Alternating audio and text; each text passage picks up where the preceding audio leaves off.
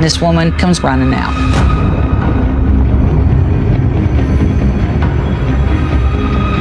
She was covered in blood when she ran from that apartment.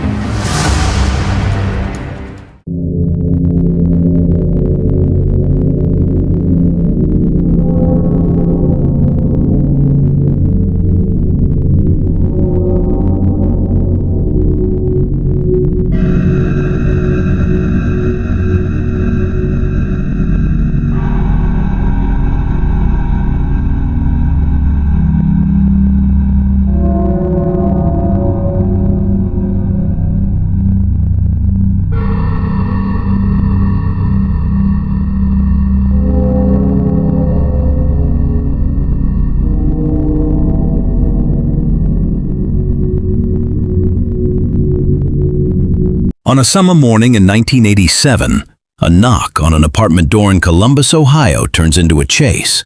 The door flies open. A young woman covered in blood bursts past the family on the stoop. Alonzo lunges, grabs her wrist. She slips free and vanishes down the hall. Inside, on the floor, lies the woman they came to pick up for shopping, Anna Mae Florence. Sometimes evil doesn't announce itself. Sometimes it just runs into silence. This is Fatal Silence. The 1987 murder of Anna Mae Florence lay in silence until 2013, when a killer was found, and in 2014 brought to justice. But who was she? That answer is as shocking as the crime itself. Anna Mae is 77, a beloved aunt with a soft smile and a steady life. June 26, 1987, her sister Lily and brother-in-law Alonzo come to take her out. Instead, they find chaos, furniture askew, blood spatter, a violent struggle with a steak knife, a cord around her neck, a life fading as family pleads for answers. She was conscious. He asked her, "Who is that?" She said she didn't know. And then she was gone. She's been stabbed, she's been beaten, she's been murdered. It's the late 80s. DNA is not standard yet. Detectives work with what they have. Interviews and fingerprints. The detectives interviewed several young girls that lived in a neighborhood that fit the description. They took fingerprints, hoping to get a match to the partial print that they had got from the crime scene. At that point, they all met with negative results. It's not enough. Prints from lookalikes don't match. The case ices over. Witnesses recall a well-dressed young woman going door to door asking for money, maybe for a funeral, maybe just a story. You did have witnesses that saw a young female dressed up really nice, going door to door, asking for money. One witness had said back then it was for a funeral. Leads trickle, then stall. Witness and method themes per case retellings. On a wall, investigators spot a bloody partial print, so valuable they cut the section of drywall to preserve it. The detectives cut out a portion of the wall that had one unidentified partial print. It made sense that this female inside the apartment just had bumped her hand along the wall enough to make the fingerprint. DNA wasn't around yet. Fingerprints, interviews, and that's all they had. Then comes a call. This tip had some valuable information. The day after it happened, I was over to some friend's house. The tipster says he heard a woman talk about her involvement. He gives a name. He even gives his name, birthday, social. On tape, it sounds solid. He had been at a party, and he had heard a female talking about her involvement in the homicide. He told him that she stabbed the lady. She stabbed the lady in the neck. Here you have somebody that calls in on their own, anonymously, with information about a homicide case. When I heard her talking about it, then she had scratches on her hands and stuff, I guess when somebody had been grabbing her, and she had a couple bruises on her arm. You want to give us your name at this time? No, not really. He didn't want to give his name up because he had promised he would not say anything to anybody. The detectives tell him, "You're not a suspect in this." Okay, my name is Odell. O-D-E-L-L. He provided his social security number and his birthday. Odell was a big lead. I know the person that did the crime. Okay. Do you know her name? Yeah. Odell said, well, the suspect was a female by the name of Anita Campbell. We wanted to obviously talk to Odell in person. Would you consider helping us by wearing a wire? Yeah. He was going to try to help in trapping Danita. But then all of a sudden, he decided he didn't want to be involved. At that point, the detectives lost all contact with Odell. Detectives chase it, even pull prints from the named woman. No match. Years later, when cold case detectives dig up old cassettes, something's off. We had found some tapes. There were 6 cassette tapes. There was a second interview of Odell. We turned back to the key informant from the original investigation, Odell. Maybe on these tapes, he said something else. Are there any other details that you can recall from that conversation? She also said that the lady had a Social Security check. She didn't take the check. No, she didn't take the check on the purse. We knew the welfare check. It was still in the purse. Only the killer would know that the victim had a welfare check in her purse. Now, there's no way that that information had been leaked out to the public. The only reason that Odell would have known about that check being in the victim's purse is if he had been told by Danita. The caller's own details don't fit the man they're now interviewing. He swears, "That voice isn't mine." He can't even spell like the voice on tape. Turns out, the tipster had been misidentified. A cousin once filled out forms for him and passed himself off as him back in the day. The wrong witness identity pointed toward the wrong woman. The real story, buried under family loyalty and fear. If we could find a better fingerprint, I could put her inside that apartment. At that time, just one print was noticed at the scene, but it was a partial fingerprint. We couldn't match that print up with Danita. Detectives returned to basics, the crime scene artifacts. A kitchen chair by the front door, and perched there, a jar of mayonnaise. Old, ordinary, overlooked. With modern processing and patient isolation, investigators lift a latent fingerprint from the jar's rim. A ridge map that outlived the alibi and the years. There was a jar of mayonnaise sitting on the chair by the front door. Maybe Danita touched the mayonnaise jar. And then right where the rim is, there was a fingerprint.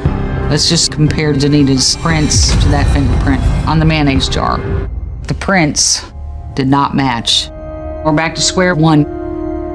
Now, all eyes turn back to Odell, the so-called whistleblower. We got a rat in the precinct. This Odell file is our only lead. Detectives sit in the squad room, replaying the tapes in their minds, asking themselves the same question. Was Odell really a witness, or was he part of the lie?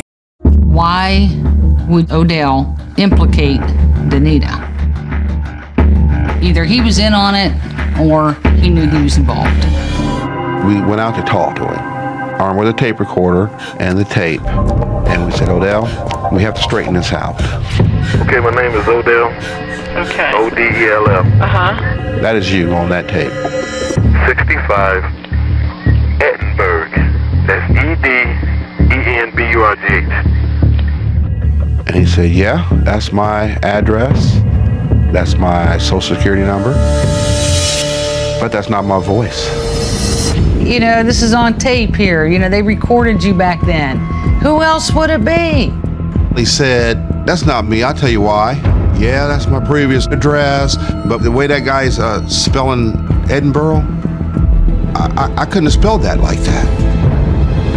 Because I can't read and I can't write. It kind of shocked me, but it hit me with, he's telling the truth. He can't read and write. This case is really weird because the informant had provided accurate information. However, the information about his own personal identity and the identity of the suspect was inaccurate. And he gets all emotional, tearing up, crying, and he got scared. Because whoever's on this tape is providing officers with his name, his social security number. The case takes an even stranger turn. The real Odell never made that report to police. So, who did? And how did they know so much about him? Detectives start asking new questions, because now they know they're in for a surprise. And the answer will turn this investigation upside down. So the next question to him is, who do you know that knows that much about you? And he listened to the tape several times and said, you know who that sounds like? My cousin Chris. Back in '87, Odell used to apply for jobs at an unemployment office. His cousin Chris would always go with him, and his cousin Chris would fill out his applications. The man behind the false report? Odell's own cousin, setting him up with a lie that would haunt the case for decades.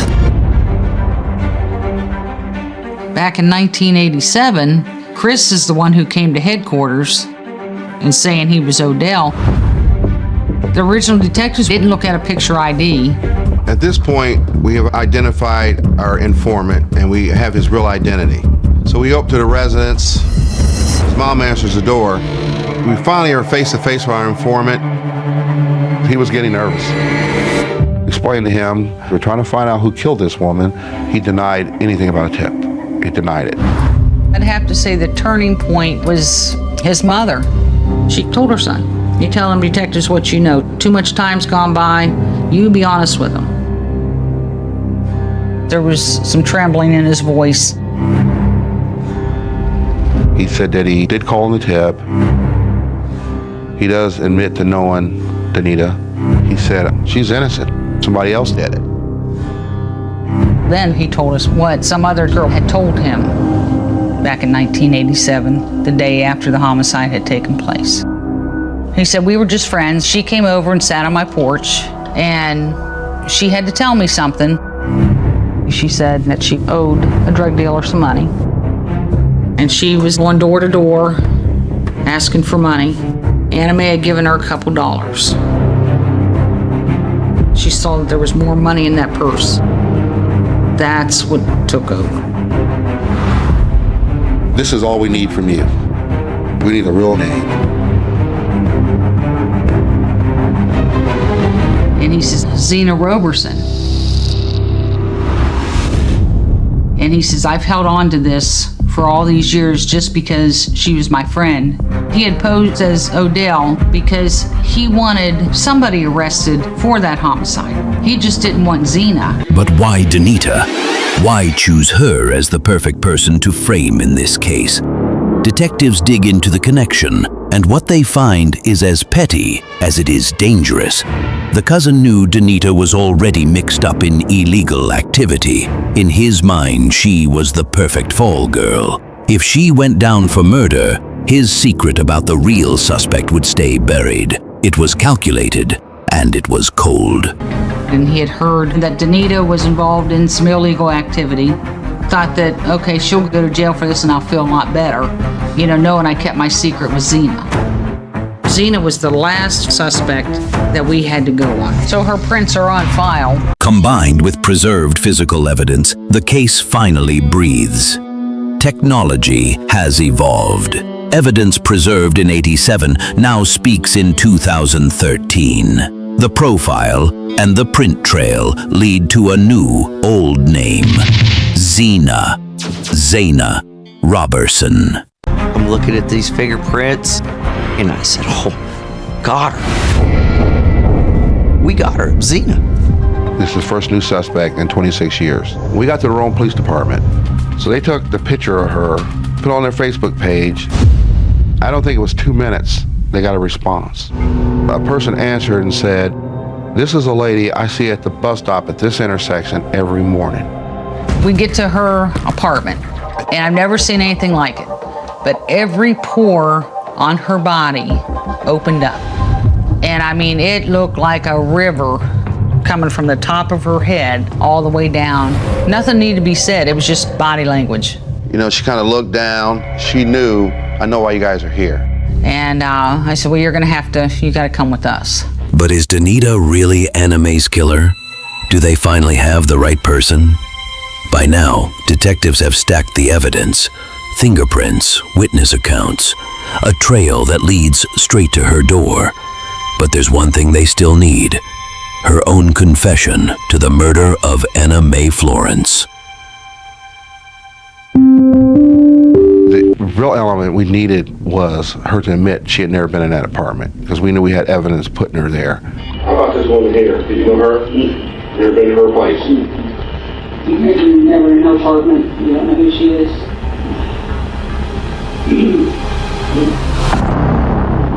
We had her in the apartment.